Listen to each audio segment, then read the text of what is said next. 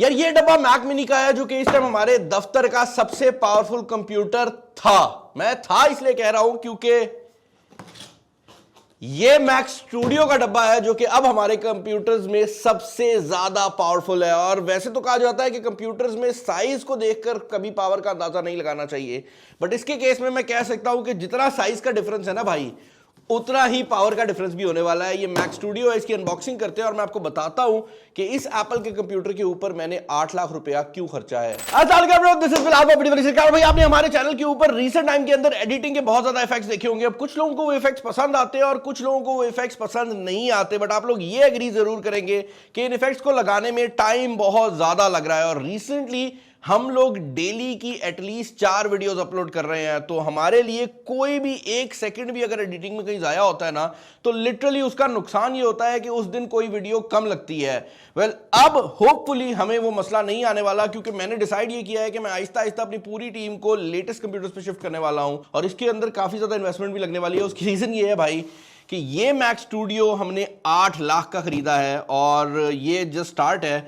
अब अगर आप मैक स्टूडियो की बात करते हैं तो ये मैक मिनी का बड़ा भाई लगता है। एप्पल का जो छोटा कंप्यूटर है मैक मिनी, अगर मैं उसका डब्बा यहां पर रख के दिखाऊं तो आप देख सकते हैं कि दोनों डब्बों के दरमियान में जमीन आसमान का फर्क है। और इसी तरह जो इसके अंदर मौजूद कंप्यूटर है उसकी पावर और मैक मिनी की पावर में भी जमीन आसमान का फर्क है। मैं गारंटी कर सकता हूं कि अगर आप लोगों ने वीडियो एडिटिंग के लिए कोई कंप्यूटर लेना है और आपका 8 लाख रुपए का बजट है, इससे पावरफुल और अच्छा कंप्यूटर आपको देखने को नहीं मिल सकता। आप श्योर विंडोज के अंदर अगर आप यूज कंप्यूटर्स में चले जाते हैं तो शायद आपको थोड़ी पावर एक्स्ट्रा मिल जाए, बट भाई जब आप दफ्तर के एनवायरनमेंट में होते हो ना, तो आपको ऐसा कंप्यूटर चाहिए होता है जो सही तरह काम करे। और भाई ये जो कंप्यूटर है वैसा ही है। मैं आपको एक्सप्लेन करूंगा कि ये क्यों इंपॉर्टेंट है। पहले जरा अनबॉक्सिंग कर लेते हैं।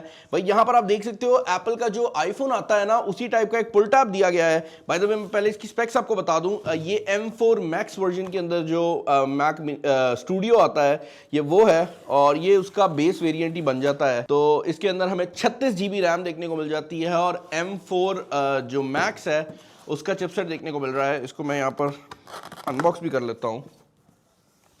ओके यार, मेरे कैमरे में भी पूरा नहीं आ रहा यार।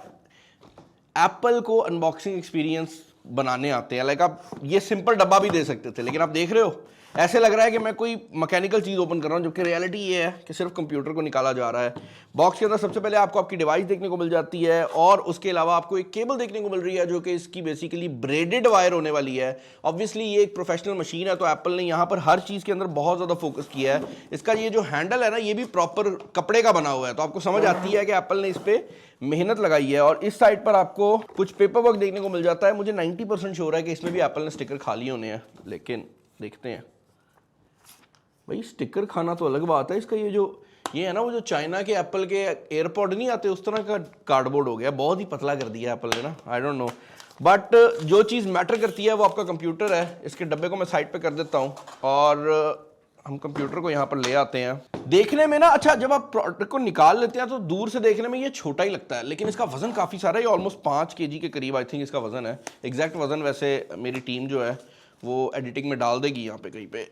And this is the Mac studio. यहां पर ऊपर वाली साइड पर आपको एप्पल का लोगो देखने को मिल जाता है। अब मैक मिनी जैसा ही डिजाइन दिया गया है, जहां पर पूरी body single piece of aluminium से बनाई गई है, तो इसके अंदर कहीं पे कोई जोड़ नहीं है।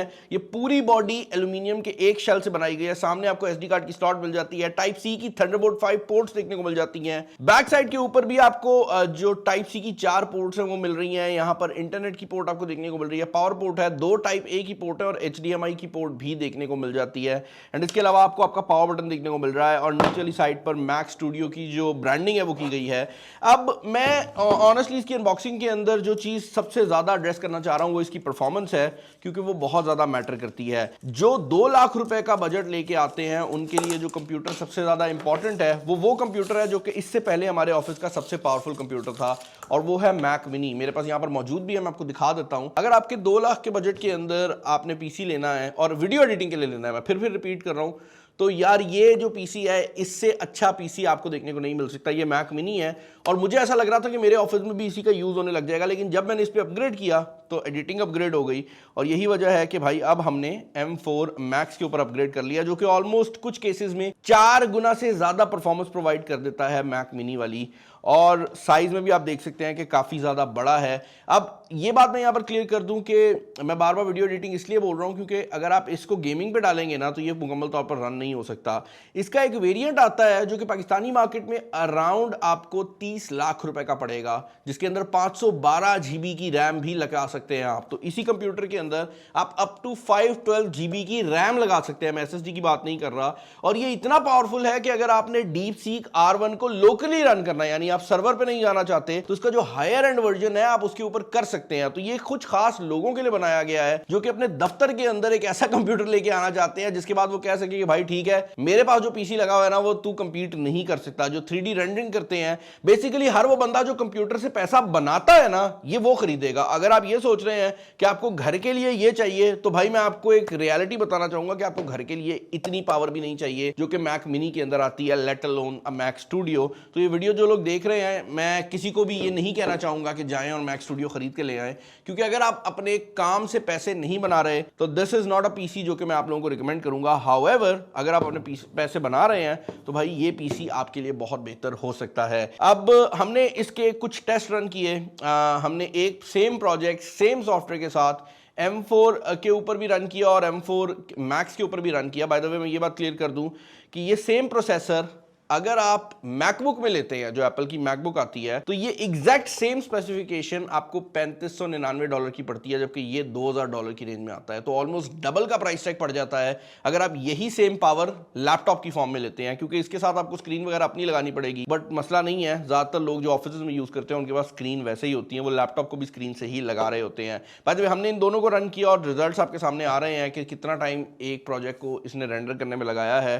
ओवरऑल आप लोग मुझे कमेंट्स में बताएं कि इसके रिलेटेड आपके क्या ओपिनियंस हैं। अगर आप इसको परचेज करना चाहते हैं तो ये मैंने YouTube मोबाइल फोन वालों से खरीदा है, बट मैं आपको रिकमेंड करूंगा कि अगर आप अपने दफ्तर के लिए कोई पीसी देख रहे हैं तो मैक मिनी की तरफ जाएं, जो कि ऑलमोस्ट 2 लाख की रेंज में आता है। मैक स्टूडियो आप लोगों के लिए ओवरकिल हो सकता है। चैनल पर नए चैनल को सब्सक्राइब कर लीजिएगा, वीडियो पसंद आई तो जरूर लाइक कर दीजिएगा। और मैं थोड़ा प्राइस टैग को एक्सप्लेन कर देता हूँ। ये जो मैक स्टूडियो है ये $2000 का है, तो लोग सोचते हैं कि ये 6 लाख की प्राइस टैग में आएगा, लेकिन अगर आप इसको किसी भी ऐसी मार्केट से खरीदते हैं जो पाकिस्तान में जहाँ से माल आता है, जैसे दुबई, कनाडा वगैरह, तो वहां पर ये महंगा है। दुबई में इसका जो ऑफिशियल प्राइस टैग है TRA मॉडल का वो 8500 दिरहम के करीब है, और उसके बाद पाकिस्तान मंगवाने की कॉस्ट वगैरह भी पड़ जाती है। तो उसके बाद इसका जो प्राइस टैग आपको पाकिस्तानी मार्केट में मिलेगा वो 8 लाख के करीब होने वाला है। मैंने कहा ये चीज़ मैं क्लियर कर दूं।